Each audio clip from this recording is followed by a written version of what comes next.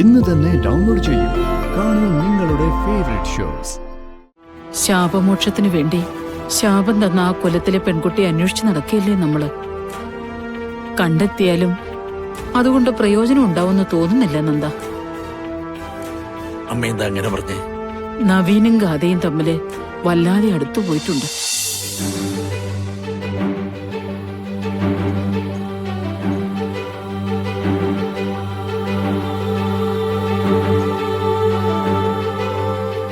നീ എങ്ങോട്ടേ പോകാൻ പോകുന്നേ? അത് കൊള്ളാം. ഞാൻ പറഞ്ഞില്ലേ കാശിന്റെ കാര്യം, അത് പോയി വാങ്ങിക്കണ്ടേ. പിന്നെ ഡോക്ടറെ കാണണം, കാര്യങ്ങളൊക്കെ സംസാരിക്കണം, എന്തൊക്കെ പണിയുണ്ട്. ഇപ്പൊ നിന്നെ ഒന്ന് കാണാൻ കിട്ടാത്ത അവസ്ഥയായല്ലോ എനിക്ക്. പ്രശ്നങ്ങൾ ഓരോന്നായിട്ട് തീരെയല്ലേ അമ്മേ. അമ്മയുടെ ഈ ഓപ്പറേഷനും കൂടെ കഴിഞ്ഞാ പിന്നെ എനിക്കെന്താ പണി? അമ്മയുടെ അടുത്തിരിക്കുക, അമ്മയുടെ കാര്യങ്ങൾ നോക്കുക, അമ്മയുടെ കഥകളൊക്കെ കേൾക്കുക, അല്ലാണ്ട് എന്താ? ഓടി ഓടി ഒരു ദിവസം നിനക്ക് മടുക്കും. അമ്മയ്ക്ക് ഞാനല്ലേ ഉള്ളൂ, പിന്നെ അമ്മയുടെ കാര്യത്തിന് വേറെ ആരാ ഓടുക? ഈ ലോകത്ത് ഒരമ്മയ്ക്ക് വേണ്ടി ഒരു മക്കൾ ഇത്ര കഷ്ടപ്പെട്ട് കാണില്ല. എന്റെ അമ്മേ, ലോകത്ത് മുഴുവൻ ആൾക്കാരുടെ കാര്യവും നമുക്കറിയോ? നമുക്ക് നമ്മുടെ വിഷമങ്ങളാണ് ഏറ്റവും വലുതെന്നും പറഞ്ഞ് നടക്കല്ലേ.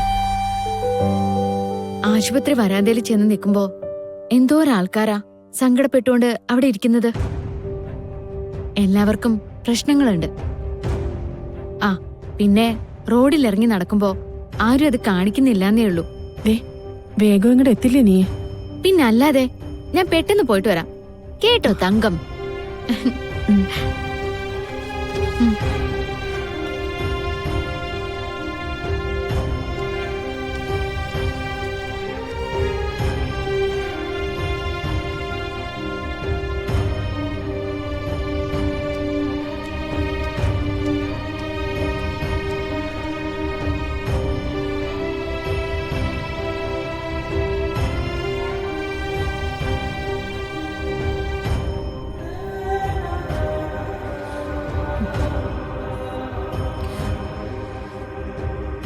നവീൻ ഒരുപാട് തവണ വിളിച്ചിട്ടും അവൾ എടുത്തില്ല സിനി.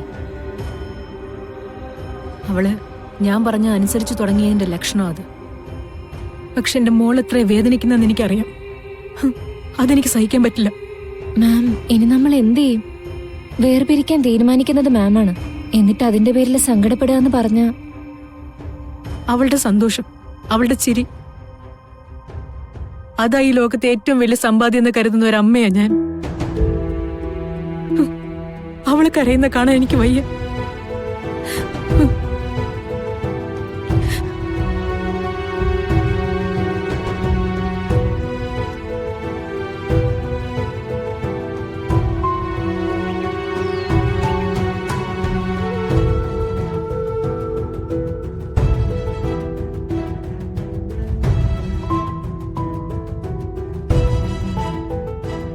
മോള് നവീനെ വിളിച്ച് സംസാരിച്ചോളൂ. മമ്മി, പഴയതുപോലെ സ്നേഹത്തിൽ തന്നെ സംസാരിച്ചോളൂ. നവീനിൽ നിന്ന് നിന്നെ വേർപെടുത്താനല്ല മമ്മി നോക്കുന്നത്. ശാപം ഒഴിവാക്കാനായിട്ട് എന്തെങ്കിലും ഒരു വഴി കണ്ടുപിടിച്ച് നിങ്ങളെ ഒന്നിച്ചു ചേർക്കാൻ തന്നെയാണ് എന്റെ തീരുമാനം. മമ്മി, മമ്മിക്ക് അത്യാവശ്യമായിട്ടൊന്ന് വീട്ടിൽ പോണം. ഓഫീസിലെ സ്റ്റാഫ് ഇവിടെ ഉണ്ടോ? മമ്മി പോകുന്നത് നിനക്ക് വേണ്ടിയാ. മമ്മി മോളുടെ അടുത്തേക്ക് തിരിച്ചു വരുമ്പോ എല്ലാത്തിനുള്ള ഒരു ഉത്തരം മമ്മി കൊണ്ടുവരും. മമ്മി എനിക്ക് വിശ്വാസം. മമ്മി തടസ്സം പറഞ്ഞതൊക്കെ പേടിച്ചിട്ടാണെന്ന് എനിക്ക് മനസ്സിലായി. ലക്ഷണങ്ങളൊക്കെ എതിരായപ്പോ മമ്മി അങ്ങനെ ചിന്തിച്ചതിന് ഒരു തെറ്റുമില്ല. Thank you mummy. ഞാൻ നവീനെ വിളിക്കട്ടെ?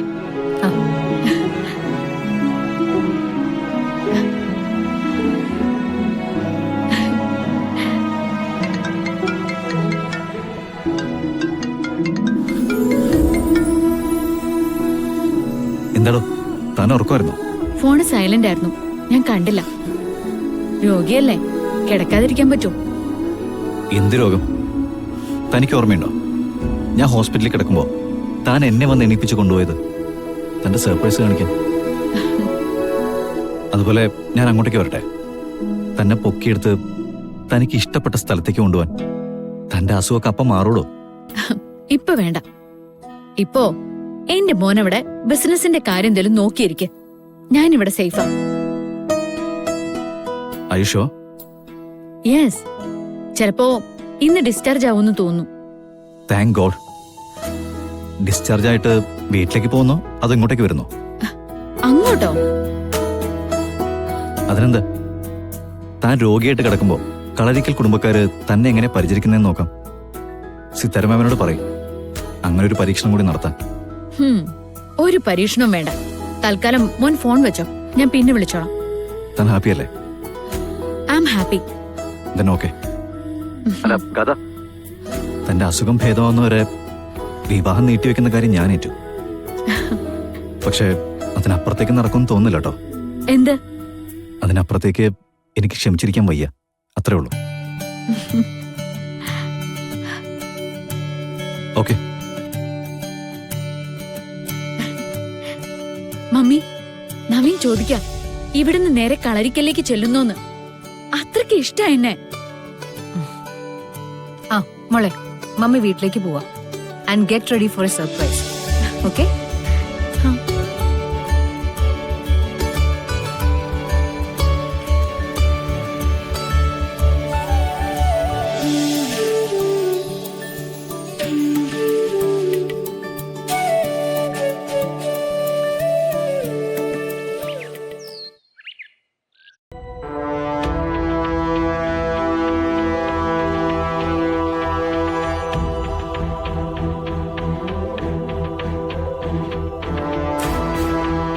നന്ദ, എന്താ അമ്മേ? അമ്മ എന്താ വല്ലാതിരിക്കുന്നേ? ശാപമോക്ഷത്തിന് വേണ്ടി ശാപം തന്ന ആ കുലത്തിലെ പെൺകുട്ടിയെ അന്വേഷിച്ച് നടക്കില്ലേ നമ്മള്? കണ്ടെത്തിയാലും അതുകൊണ്ട് പ്രയോജനം ഉണ്ടാവുമെന്ന് തോന്നുന്നില്ല നന്ദ. അമ്മ എന്താ അങ്ങനെ പറഞ്ഞേ? നവീനും ഗാഥയും തമ്മില് വല്ലാതെ അടുത്തു പോയിട്ടുണ്ട്. ഞാനിപ്പോ അവൻ ഗാഥയോട് സംസാരിക്കുന്നത് കേട്ടു. ഇനി നിർബന്ധപൂർവം അവരെ അകറ്റാൻ നമ്മൾ ശ്രമിച്ചാല് നവീൻ ചിലപ്പോ... നവീൻ എനിക്ക് നന്നായിട്ടറിയാം. സിത്താരയുടെ കുടുംബമായിട്ടുള്ള ബന്ധം ആലോചിച്ച ദിവസം അവനവിടെ വന്ന് നമ്മളോട് സംസാരിച്ചത് അമ്മയ്ക്ക് ഓർമ്മയില്ലേ? അന്ന് അവൻ പറഞ്ഞത് ഗാഥമോളുടെ സൗന്ദര്യത്തെക്കുറിച്ചോ സ്വഭാവത്തെക്കുറിച്ചോ ഒന്നുമല്ല, സിത്താര ശ്രീനിവാസനുമായിട്ടുള്ള ബിസിനസിനെ കുറിച്ചാ. അവന്റെ ബിസിനസ് കരിയറിന് അത് നല്ലതാണെന്ന് അവന് തോന്നിയിട്ടുണ്ടാവും. പിന്നെ അമ്മ ഇപ്പൊ കേട്ടു എന്ന് പറയുന്നത് കുറച്ചുനാള് പരസ്പരം കാണുകയും സംസാരിക്കുകയൊക്കെ ചെയ്യുമ്പോ സ്വാഭാവികമായിട്ടൊരു അടുപ്പം വരുമല്ലോ. അത് തന്നെ എന്റെ പേടിയും. ഒരു തീരുമാനം എടുത്താൽ മാറുന്നവനല്ല നവീൻ.